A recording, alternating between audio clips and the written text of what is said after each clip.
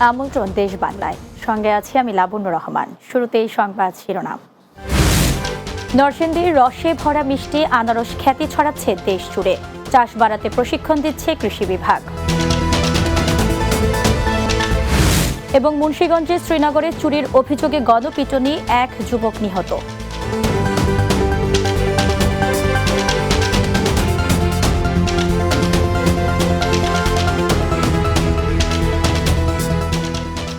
শুনছিলেন শিরোনাম, এবারে বিস্তারিত।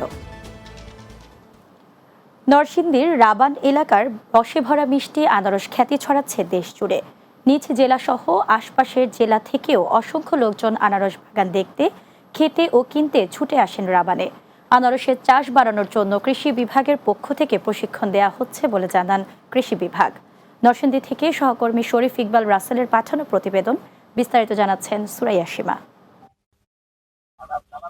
নরসিংদীর পলাশ উপজেলার লালমাটি টিলাযুক্ত বিরাট একটি অংশ জিনারদি, পলাশ ও ঘোড়াশাল পৌর এলাকা। কৃষি বিভাগের মতে এই এলাকার লালমাটি খুব উর্বর এবং গুণাগুণ ভালো, তাই এখানে প্রচুর আনারস আবাদ হয়ে থাকে। এখানকার উৎপাদিত আনারস রসালো ও মিষ্টি। এই আনারসের খ্যাতি রয়েছে সারা দেশে। এসব অঞ্চলের আনারস বাগান দেখতে নরসিংদী সহ আশপাশের জেলা থেকেও ছুটে আসেন অনেকে। সম্প্রতি কিছু অসাধু ব্যবসায়ী দেশের বিভিন্ন স্থান থেকে আনারস এনে রাবান এলাকার খ্যাতি নষ্ট করছে, তাই এটি প্রতিরোধেরও দাবি জানান অনেকে। একটা উদ্যোগ নিয়েছি, 35 ডিসিম জায়গা 4000 চারা লাগাইছি এই জায়গায়। সুগারার সুমিষ্টি আঙ্গ আনারসের লগে রাবান কাটাবের তোরপরা এফিলের আনারসের লগে কোনো আনারস বনে না। শুনছি এই এলাকার আনারস খুব সুমিষ্ট। আমি বাড়িতে ছুটিতে যাব, এই জন্য কিছু আনারস নিতে আসলাম। আমি কৃষকদেরকে পরামর্শ দেই যাতে বাগানে জৈব সারটা ব্যবহার করে এবং সারিবদ্ধভাবে যাতে আনারস গাছ রোপণ করা হয়। আনারসটা যখন পাকে তখন হারভেস্ট করতে সুবিধা হয়। এই অঞ্চলের আনারসের সম্প্রসারণ ও রপ্তানির জন্য কাজ চলছে। এছাড়া কৃষকদেরকেও পরামর্শ দেওয়া হচ্ছে বলেও জানান কৃষি বিভাগ। এটা সম্প্রসারণের চিন্তা ভাবনা আমার আছে, যেহেতু এটার মিড পর্যন্ত মিষ্টতা অনেক বেশি অন্যান্য আনারসের চেয়ে। তো আমি এটা ঊর্ধ্বতন কর্তৃপক্ষকে নলেজে দিয়েছি। অদূর ভবিষ্যতে যদি আমরা কোনো সুযোগ পাই তাহলে আমরা অবশ্যই এটা কৃষককে উদ্বুদ্ধ করছি, এটা যেন এক্সপোর্ট করা যায়। নরসিংদীর পলাশ এলাকায় এবার প্রায় 144 হেক্টর জমিতে আনারসের আবাদ হয়েছে। আর এবছর প্রতি হেক্টর বাগান থেকে প্রায় 12 মেট্রিক টন আনারস পাওয়া যাবে বলে জানায় কৃষি বিভাগ। Desk report, Bangla TV. সবুজ ও অক্সিজেন ভান্ডার সমৃদ্ধ বাংলাদেশ গড়ার প্রত্যয়ে ঈশ্বরদীতে বৃক্ষরোপণ কর্মসূচি অনুষ্ঠিত হয়েছে। ঈশ্বরদীর বড়ইচারা প্রাথমিক বিদ্যালয় মাঠ প্রাঙ্গণ, ভাষা শহীদ বিদ্যানিকেতন ও দিয়ার শাহপুর আশরাফুল উলুম মাদ্রাসা চত্বরে বৃক্ষরোপণ অনুষ্ঠিত হয়। এতে প্রধান অতিথি ছিলেন বিএনপির কেন্দ্রীয় নির্বাহী কমিটির নেতা বীর মুক্তিযোদ্ধা সিরাজুল ইসলাম সর্দার। এ সময় তিনি সবুজ ও অক্সিজেন ভান্ডার সমৃদ্ধ বাংলাদেশ গড়ার প্রত্যয়ে প্রধানমন্ত্রী তারেক রহমানের 25 কোটি বৃক্ষরোপণ কর্মসূচিকে সাধুবাদ জানান। ঈশ্বরদী উপজেলা বিএনপির আয়োজিত কর্মসূচিতে বিএনপির নেতা আব্দুর রশিদ সর্দার, হুমায়ুন কবির দুলাল, বাচ্চু ফকির, ফজলু মাস্টার, আব্দুল লতিফ সহ অন্যান্যরা বক্তব্য রাখেন।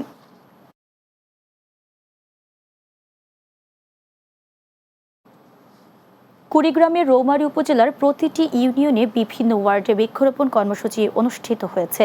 যাদুরচর ইউনিয়নের সায়দাবাদ, কোমরভাঙ্গি উচ্চ বিদ্যালয় ও লালকুড়া খেয়াঘাট সংলগ্ন এলাকায় যাদুরচর ইউনিয়ন যুবদলের উদ্যোগে এ কর্মসূচির উদ্বোধন করা হয়। বৃক্ষরোপণে রৌমারী উপজেলা যুবদলের আহ্বায়ক নাজিম উদ্দিন আকন্দ, সদস্য সচিব মশিউর রহমান পলাশ, উপজেলা যুবদলের সিনিয়র যুগ্ম আহ্বায়ক প্রভাষক সাজ্জাদুল হক সুজন, উপজেলা যুবদলের যুগ্ম আহ্বায়ক নূর মোহাম্মদ সহ রৌমারী উপজেলা যুবদল ও অঙ্গ সংগঠনের নেতৃবৃন্দরাও এ সময় উপস্থিত ছিলেন। পরিবেশ সংরক্ষণ এবং জলবায়ু পরিবর্তনের প্রভাব মোকাবেলায় পরিবেশ ও বন মন্ত্রণালয় আগামী 5 বছরে এ বৃক্ষরোপণ কর্মসূচির বাস্তবায়ন করবেন বলেও জানিয়েছেন বক্তারা।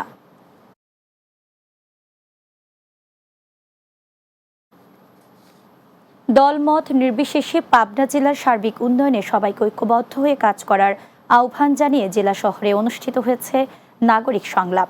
জেলা পরিষদের রশিদ হলে পাবনা নাগরিক কমিটির উদ্যোগে এই অনুষ্ঠানের আয়োজন করা হয়। এর সভাপতিত্ব করেন পাবনা নাগরিক কমিটির কো চেয়ারম্যান যুদ্ধাহত বীর মুক্তিযোদ্ধা মোহাম্মদ জহুরুল ইসলাম বিশু। এ সময় বক্তব্য রাখেন কমিটির সাধারণ সম্পাদক আব্দুল বাশার খান জুয়েল, কো চেয়ারম্যান খতিব আব্দুল জাহিদ মুকুল, বিশিষ্ট শিক্ষাবিদ ও সমাজসেবক অধ্যক্ষ শিবজিৎ নাগ, পাবনা প্রেস ক্লাবের সভাপতি আক্তারুজ্জামান আক্তার সহ বিএনপির নেতৃবৃন্দ।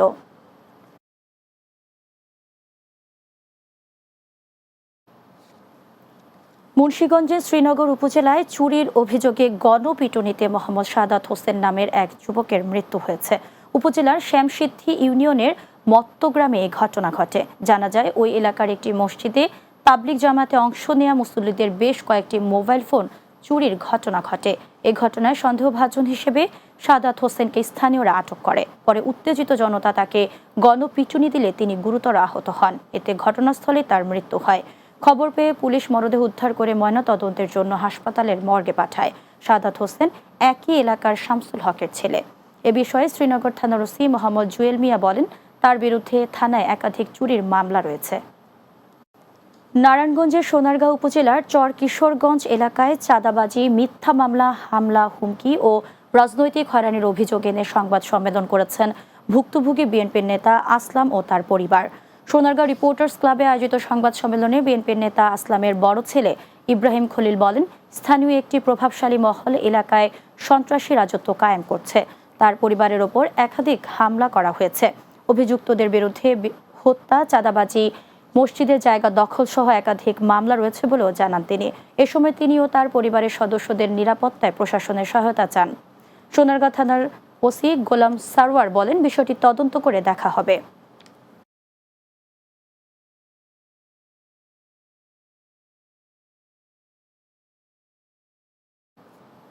দেশ বাংলায় নিচ্ছি বিরতি। বিরতির পর অন্যান্য সংবাদের সাথে আরও যা থাকছে। ব্রাহ্মণবাড়িয়ার আখাউড়া স্টেশনে মালবাহী কন্টেইনার ট্রেনের র্যাবের অভিযান, বস্তা ভর্তি গাঁজা সহ একজনকে আটক।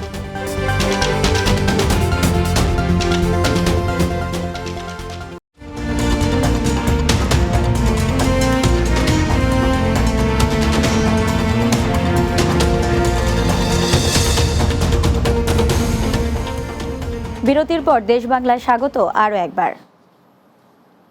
ব্রাহ্মণবাড়িয়ার আখাউড়া রেলওয়ে জংশন স্টেশনে ঢাকাগামী মালবাহী কন্টেইনার ট্রেনে অভিযান চালিয়ে বস্তা ভর্তি গাঁজা সহ একজনকে আটক করেছে র্যাব।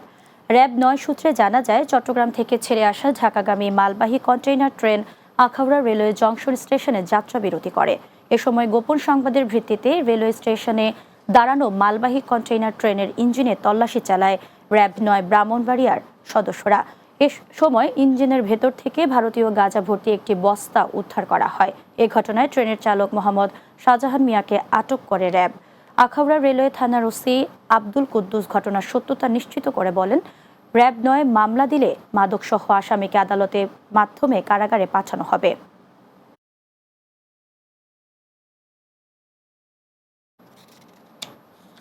রাজশাহীর তানোর উপজেলা মাধ্যমিক শিক্ষক কর্মচারী কল্যাণ সমিতির উদ্যোগে অবসর ভাতা, মৃত্যুজনিত সহায়তা চেক বিতরণ অনুষ্ঠিত হয়েছে। তানোর উপজেলা অডিটোরিয়াম হলরুমে এই অনুষ্ঠানের আয়োজন করা হয়। এর সভাপতিত্ব করেন সমিতির সভাপতি আইয়ুব আলী। অনুষ্ঠান যৌথভাবে সঞ্চালনা করেন সমিতির সাধারণ সম্পাদক হাবিবুর রহমান ও সাংগঠনিক সম্পাদক আল আমিন হক পলাশ। অনুষ্ঠানে প্রধান বক্তা ছিলেন রাজশাহী জেলা বিএনপির আহ্বায়ক কমিটির সদস্য ও পৌর সাবেক মেয়র মিজানুর রহমান মিজান।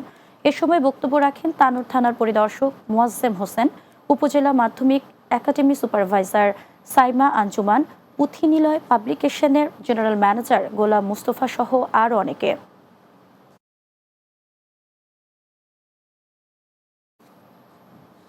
গাজীপুরের কালীগঞ্জে শিক্ষা প্রযুক্তি নির্ভর পাঠদান, প্রান্তিক জনগোষ্ঠীর জীবনমান উন্নয়নে একদিনে একাধিক উন্নয়ন কর্মসূচির উদ্বোধন ও সহায়তা সামগ্রী বিতরণ করা হয়েছে।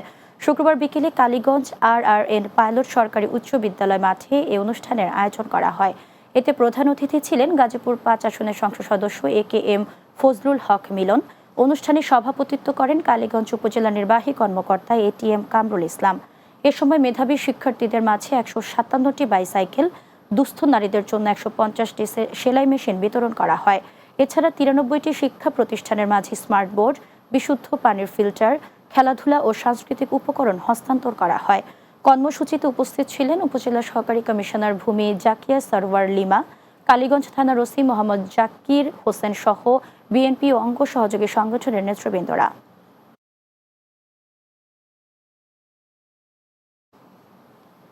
টাঙ্গাইলের নাগরপুরে ক্ষুদ্র প্রান্তিক কৃষকদের মাঝে বিনামূল্যে সার ও বীজ বিতরণ করা হয়েছে। শুক্রবার উপজেলা পরিষদ মিলনায়তনে সার ও বীজ বিতরণ অনুষ্ঠানের উদ্বোধন করা হয়। নাগরপুর কৃষি সম্প্রসারণ অধিদপ্তরের আয়োজনে অনুষ্ঠানে সভাপতিত্ব করেন উপজেলা নির্বাহী অফিসার মোহাম্মদ ইরফান উদ্দিন। এতে বক্তব্য রাখেন উপজেলা কৃষি কর্মকর্তা এস.এম. রাশিদুল হাসান, উপজেলা বিএনপির সাধারণ সম্পাদক হাবিবুর রহমান হবি, সিনিয়র সহ সভাপতি আহমদ আলী রানা সহ অন্যান্যরা। এ সময় 2500 গাছের চারা, সার ও বীজ বিনামূল্যে বিতরণ করা হয়।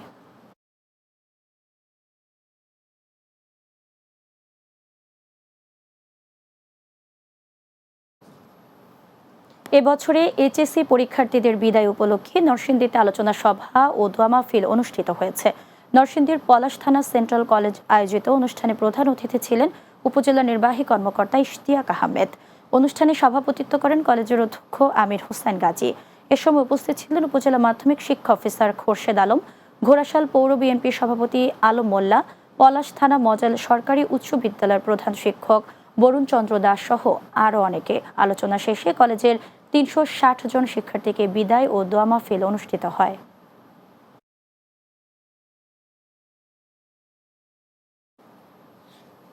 কিশোরগঞ্জের ভৈরবের মানারাত পাবলিক স্কুলের উদ্যোগে ফল উৎসব 2026 অনুষ্ঠিত হয়েছে। বিদ্যালয় মাঠে উৎসবমুখর পরিবেশে এর আয়োজন করা হয়।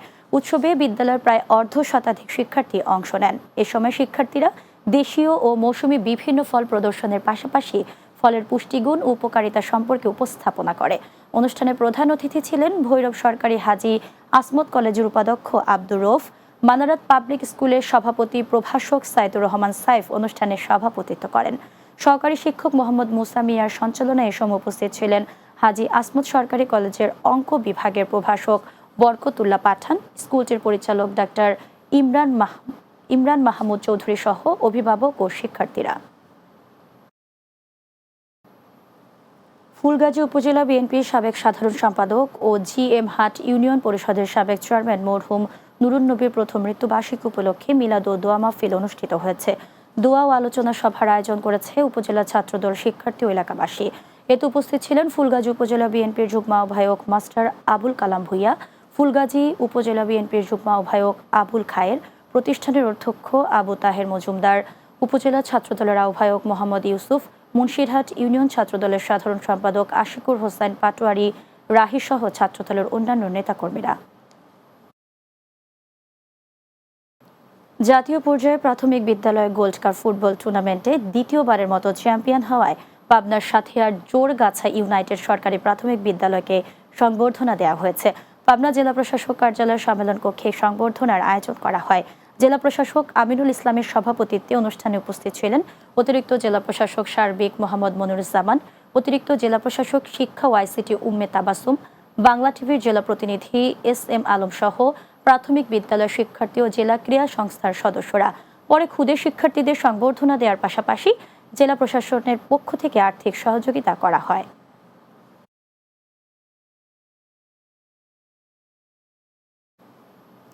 ঝিনাইদহ জেলার হরিণাকুণ্ডতে মসজিদ, মন্দির সহ বিভিন্ন সামাজিক প্রতিষ্ঠানের উন্নয়নের লক্ষ্যে আর্থিক সহায়তার চেক বিতরণ করা হয়েছে। হরিণাকুণ্ড উপজেলা পরিষদ মিলনায়তনে চেক ও ফুটবল বিতরণের আয়োজন করে জেলা পরিষদ। এতে জেলা প্রশাসক মোহাম্মদ নোমান হোসেন, জেলা পরিষদের চেয়ারম্যান এম.এ. মজিদ, হরিণাকুণ্ড উপজেলা নির্বাহী কর্মকর্তা প্রদীপ্ত রায় দীপন সহ অন্যান্যরাও বক্তব্য রাখেন। এ সময় উপজেলার 56টি ধর্মীয় সামাজিক প্রতিষ্ঠানের মাঝে প্রথম কিস্তিতে 43,17,000 টাকার চেক ও শিক্ষা প্রতিষ্ঠানের ফুটবল বিতরণ করা হয়। শেষ করছি দেশ বাংলা। যাওয়ার আগে সংবাদ শিরোনামগুলো জানিয়ে দিচ্ছি আরও একবার। নরসিংদীর রসে ভরা মিষ্টি আনারস খ্যাতি ছড়াচ্ছে দেশ জুড়ে, চাষ বাড়াতে প্রশিক্ষণ দিচ্ছে কৃষি বিভাগ। মুন্সিগঞ্জের শ্রীনগরে চুরির অভিযোগে গণপিটুনি, এক যুবক নিহত।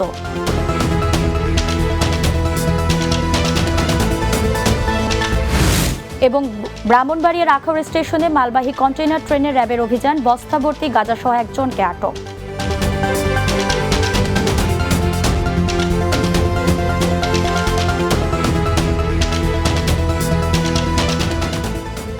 এই ছিল দেশ বাংলায়। আমাদের পরবর্তী সংবাদ বিকেল 4:30 দিনের বাংলা দেখার আমন্ত্রণ রইল। এতক্ষণ সঙ্গে থাকার জন্য ধন্যবাদ সবাইকে।